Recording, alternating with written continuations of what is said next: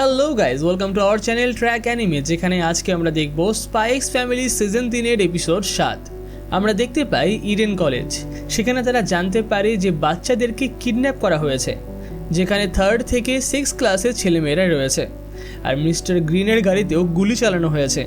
Henry তাদেরকে জিজ্ঞাসা করে, পুলিশকে খবর দিয়েছ?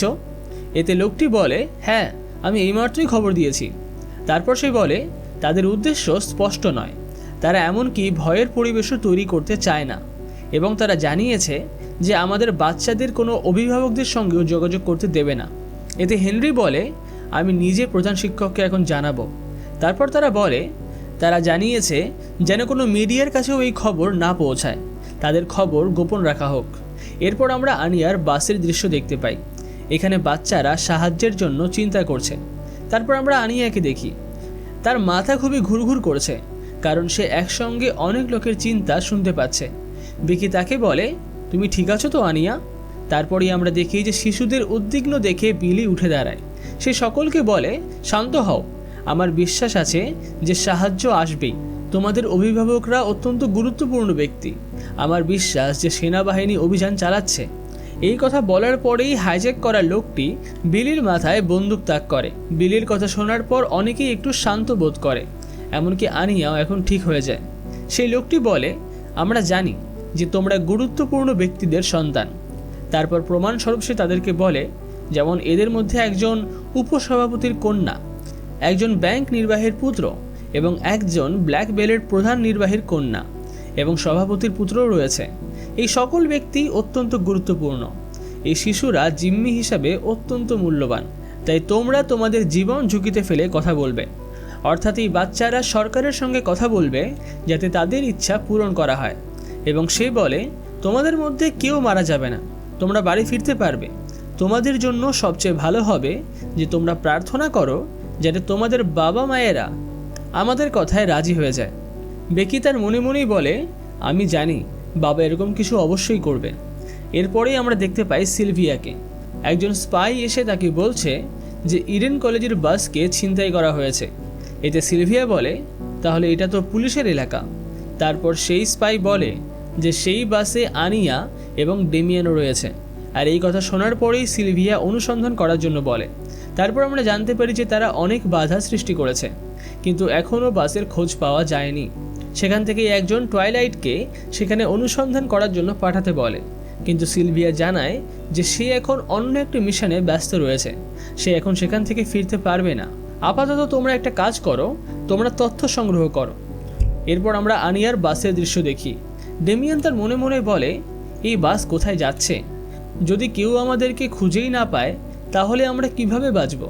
তারপর ডেমিয়ানের এক বন্ধু বলে, আমাদের জানলা খুলে চিৎকার করে সাহায্য চাইতে হবে। কিন্তু অন্য বন্ধুটি বলে, যদি আমরা তা করি তাহলে তারা আমাদেরকে গুলি করে মারবে। তারপর আমরা বেকিকে দেখি। সে চিন্তায় পড়ে যায় এবং ভাবে, আমরা এমন কি করব যাতে লোকেরা জানতে পারবে যে আমরা কোথায় যাচ্ছি। এই কথাটা শোনার পরেই আনিয়া লোকটার চিন্তা পড়ে। আর তারপরেই সে জানতে পারে যে প্রথমে সকাল 11টায় তারা তাদের সঙ্গীদেরকে মুক্ত করবে। আর তাদের প্ল্যান এখন ঠিকঠাক মতোই চলছে। যদি তারা একটা বাচ্চাকেও মারে তাহলে তাদেরই ক্ষতি। কিন্তু আনিয়া তার উত্তর পায় না। তারপর সে নাটক করে যে তাকে বাথরুমে যেতে হবে, কিন্তু হাইজ্যাক করা লোকটি বলে, তোমাকে বলেছিলাম না চুপ করে থাকো। আর তারপর সেই লোকটি মনে মনেই বলে, আমরা প্রায় 30 মিনিটের মধ্যেই প্যালেস পার্কে পৌঁছে যাব। এবং এরই সঙ্গে আনিয়া তার চিন্তাও পড়ে নেয় এবং সেও জেনে যায় যে তারা কোথায় যাচ্ছে। এরপর আনিয়া বলে, এই বাস প্যালেস পার্কে যাচ্ছে। এবং বেকি তাকে বলে, সেটা আবার কোথায়? আর তুমি বা এই কথা কিভাবে জানতে পারলে? আনিয়া বলে, কারণ আমি ওর ঠোঁট পড়েই বুঝে ফেলেছি। এরপর বেকি বলে, আচ্ছা, তুমি এটাও করতে পারো? আনিয়া উত্তর দেয়, আমি স্পাই অ্যানিমে থেকে এটা শিখেছি। কিন্তু এখন যদি আমরা কোনো বাইরের লোককে এই কথাটা বলতে পারি তাহলে হয়তো আমাদেরকে উদ্ধার করা যাবে। কিন্তু প্রশ্ন হলো, আমরা কিভাবে করব এটা? এরপরে আমরা দেখি আনিয়া একটা চিরকুটে কিছু লিখছে এবং সে সেটা লিখছে একটা গোপন সংকেতে। বেকি বলে, আমরা প্রথমে এই কাগজে সাহায্যের জন্য লিখব, তারপর তা বাইরে ফেলে দেব। আর তারপর আমরা দেখি আনিয়া তার গোপন সংকেত লিখে ফেলে। কিন্তু বেকি তাকে বলে, আমাদের এটাকে গোপন সংকেতে লেখার কোনো দরকার নেই, কারণ এই সংকেত আনিয়া ছাড়া তো কেউই বুঝবে না। কিন্তু আসলে এটা কোনো গোপন সংকেতই নয়, আনিয়ার হাতের লেখাটা এতটাই খারাপ যে আনিয়া ছাড়া আর কারোর পক্ষে সেটা পড়া প্রায় অসম্ভবই। তারপর সে বেকিকে লেখার জন্য বলে এবং বেকি তার উপর তার পরিবারের সংকেত লেখে এবং বেকি তার আইডিটাও তার সঙ্গে যুক্ত করে। তারপর বেকি তা একটা বাক্সে রেখে বলে যখন এটা নিচে পড়বে তখন চিরকুটটা বেরিয়ে আসবে। এই সময় ডেমিয়ানও আনিয়া আর বেকিকে একটা চিরকুট দেয় এবং সে তাদেরকে জিজ্ঞাসা করে তোমরা কি করছো। তারপর ডেমিয়ানের কাছেও একটা চিরকুট পৌঁছায়, কিন্তু ডেমিয়ান তার হাতের লেখা কিছুই বুঝতে পারছে না, কারণ সেটা ছিল আনিয়ার হাতের লেখা। তাই বেকি এখন তাকে আরও একটা চিরকুট পাঠায়, তাতে লেখা রয়েছে আমরা জানি যে এই কিডন্যাপাররা কোথায় যাচ্ছে, এবং সে ডেমিয়ানকে তাদের পুরো প্ল্যান বলে। ডেমিয়ান এই সময় কিডন্যাপারদের মনোযোগ বিভ্রান্ত করবে বলে ঠিক করে, যে সময় আনিয়া এবং বেকি তাদের কাজ করে ফেলবে। এরপর আমরা দেখি যে ডেমিয়ান তাদের কাছে যায় এবং বলে আমাকে পটরিতে যেতে হবে, এবং আমরা দেখি সেই লোকটি ডেমিয়ানকে এক হাতে তুলে নেয়, আর এই সুযোগেই আনিয়া চিরকুটটি বাইরে ফেলে দেয়। তখনই সেই কিডন্যাপার বলে তুমি কি করলে, তুমি কি কিছু বাইরে ফেললে? এদিকে বাইরে আমরা দেখতে পাই যে সেই বাক্সটি থেকে চিরকুটটি পড়ে গেছে, যেটা একজন লোক তুলে নেয় এবং তা দেখে সে বলে এটা ইডেন কলেজের ছাত্রীর পরিচয়পত্র। তারপর সে ভালো করে দেখে তার ভেতরে একটা চিরকুটও খুঁজে পায় যাতে সাহায্যের জন্য লেখা রয়েছে, এবং সেটা সে পড়ে অবাক হয়ে যায়। এরপর বাসের ভেতর আমরা দেখি যে কিডন্যাপারটি আনিয়াকে ধরে ফেলে এবং সে তার গলায় একটা বোমা লাগিয়ে দেয়। সেই লোকটি বলে আমি তোমার মাথা ফাটিয়ে দেব যদি তুমি আবার কোনো উল্টোপাল্টা কাজ করো। যেই কথা শুনে আনিয়া খুবই থতমত খেয়ে যায়। অন্যদিকে আমরা স্টেট সিকিউরিটি সার্ভিসকে দেখতে পাই, যাদের মধ্যে একজন বলে যে কিডন্যাপারদের একটা দল একটা বাসকে হাইজ্যাক করে নিয়েছে এবং তারা এখন উত্তর দিকে যাচ্ছে। ইউরি জানতে পারে যে এই বাসের মধ্যে আনিয়া রয়েছে, তাই সে এখন সেখানে যেতে চায়, কিন্তু ইউরিকে যেতে বাধা দেওয়া হয় কারণ আনিয়া তাকে চিনে ফেলতে পারে। আর ইউরিও এখন মনে মনে ভাবতে থাকে যদিও লয়েডের মেয়ের সাথে কি হলো বা না হলো সেটা নিয়ে আমার অত ভেবে লাভ কি, কিন্তু পরের মুহূর্তে সে ভাবে যে এইটা হলে তার বোন ইয়রেরও খুবই খারাপ লাগতে পারে, তাই সে এখন সব কিছু ঠিক করবে বলে সিদ্ধান্ত নেয়। পরের দৃশ্যে আমরা দেখি যে বেকির বাবা এই খবর পেয়ে গেছেন এবং সে এখন খুবই রেগে আছে কারণ তার মেয়ে বিপদে রয়েছে। সে সকলকে বলে প্রত্যেকটা যুদ্ধ বিমান এবং প্রত্যেকটা ট্যাঙ্ককে সেখানে পাঠাও এবং আমার মেয়েকে উদ্ধার করে নিয়ে এসো। যেটা শুনে তার পেছনের মহিলা বলে তুমি কি ওকে মারার চেষ্টা করছো? আমি বুঝতে পারছি তুমি কেমন অনুভব করছো। এরপরেই আমরা দেখতে পাই আনিয়াকে, যেখানে সকল বাচ্চারা এখন ভয় পেয়ে রয়েছে এবং বেকিও খুবই ভয় পাচ্ছে। কিন্তু এখন কিডন্যাপারটি মনে মনেই বলে এই বোমাটা আসলেও সত্যি নয়, এটা একটা নকল বোমা, শুধুমাত্র এটা বাচ্চাদেরকে ভয় দেখানোর জন্য যথেষ্ট। এই কথাটি আনিয়া পড়ে ফেলে আর ভেতরে ভেতরে সে অনেক শান্ত হয়ে যায় আর এখন তার খিদে পেতেও শুরু করে। বেকি অবাক হয়ে বলে আনিয়া তোমার তো অনেক সাহস। ডেমিয়ানও বলে কি তুমি কি পাগল হয়ে গেছো নাকি? তুমি এরকম ব্যবহার কি করে করতে পারো যখন তোমার গলায় একটা বোমা লাগানো রয়েছে? এরপরে আমরা দেখি যে আনিয়া কল্পনা করে যে ডেমিয়ান তার প্রশংসা করছে এবং ডেমিয়ান তাকে বলে বাহ তুমি তো খুবই দারুণ, তুমি আমার বাড়িতে চলো, আমি তোমাকে আমার বাবার সঙ্গে পরিচয় করাবো। তাই আনিয়া এখন নিজেকে কুল দেখানোর জন্য সেই বোমাটির মধ্যে হাত দিয়ে মারতে শুরু করে, যেটা দেখে সেখানকার সবাই অবাক হয়ে যায়। বাচ্চারা এই সময় খুবই ভয় পাচ্ছে এবং তারা বলে যে তারা মরতে চায় না। আর এত সবার মনের কথা পড়ে আনিয়ার আবার মাথা ঘুরঘুর করতে শুরু করে। ডেমিয়ান তার মনে মনেই বলে সে শুধুমাত্রই অভিনয় করছিল, ভয় তো সেও পাচ্ছে। তারপরে আমরা দেখি যে ডেমিয়ান সেই লোকটির কাছে যায়, সেই লোকটিকে বলে তুমি কি চাও যে আমি তোমার মাথা ফাটিয়ে দিই? ডেমিয়ান বলে এই বোমাটি আনিয়ার গলায় না লাগিয়ে আমার গলায় লাগাও, কারণ আমি প্রেসিডেন্ট ডেজমন্ডের ছেলে। ডেমিয়ানের বন্ধু বলে তুমি কি সমস্ত বলছো ডেমিয়ান? ডেমিয়ান এখন তার মনে মনেই বলতে থাকে আমি একদিন একটা বড় পলিটিশিয়ান হব এবং এই দেশকে রক্ষা করব।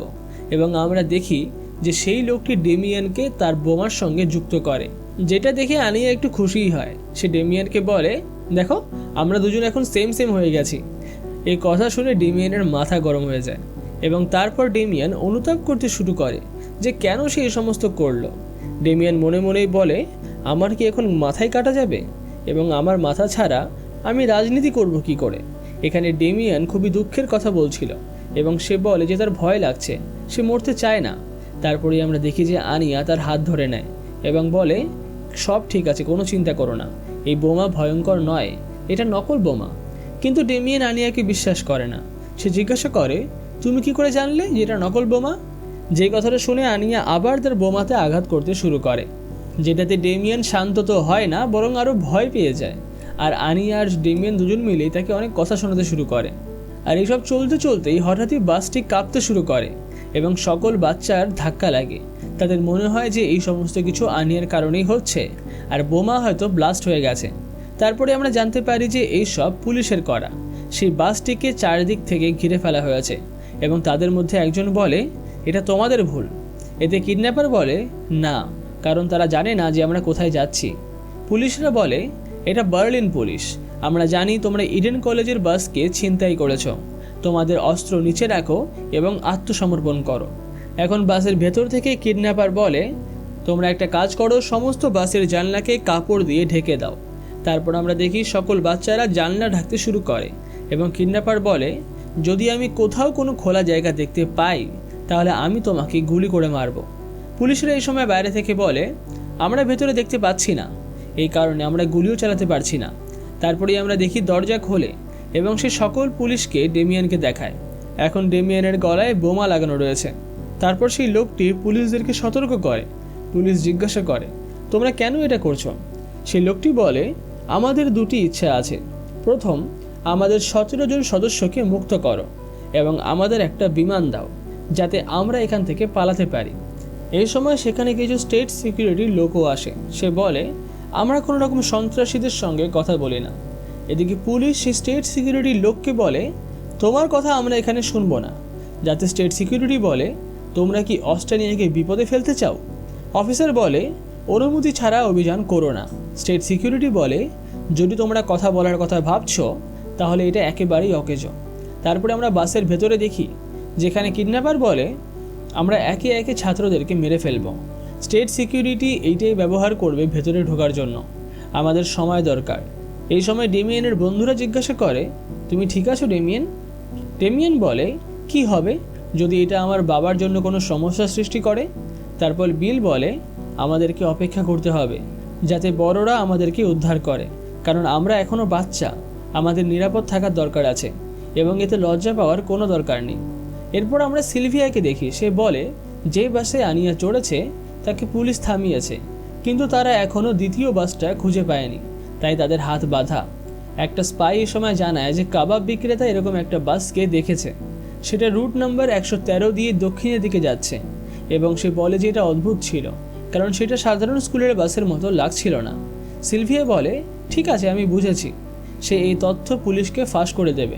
পরের দৃশ্যে আমরা ইউরিকে দেখি, তাকে বাধা হয়েছে আর সেখানকার বাকিরা একটা বাসের কথা বলে যে সেইটাকে একটা জেলার কাছে দেখা গেছে। তারপর ইউরি বলে, আমাকে অনুসন্ধান করতে দাও, ওই এলাকাতে আমার অনেক সূত্র আছে। এরপরে আমরা দেখি যে ইউরিকে সুযোগ দেওয়া হয়। সে এখন একটা লোকের সাথে কথা বলছে। ইউরি বুঝতে পারে যে তারা রাজপ্রাসাদের দিকে এগোচ্ছে। সে বলে, এটাকে শেষবার 20 মিনিট আগে দেখা গেছিল। ইউরি ভাবতে থাকে, দীর্ঘ সময় ধরে স্কুল বাস চালানো সহজেই মনোযোগ আকর্ষণ করবে, অর্থাৎ তারা চারিদিকে লুকিয়ে আছে, কিন্তু আমি প্রত্যেকটা কোণা খুঁজব। আর এখানে শেষ হয় এপিসোড 7। পুরো ভিডিওটি ভালো লেগে থাকলে ভিডিওটিকে লাইক, কমেন্ট আর শেয়ার অবশ্যই করবে। আর নেক্সট এপিসোড দেখার জন্য চ্যানেলটাকে সাবস্ক্রাইব করতে একদম ভুলবে না। তাহলে দেখা হচ্ছে নেক্সট এপিসোডে।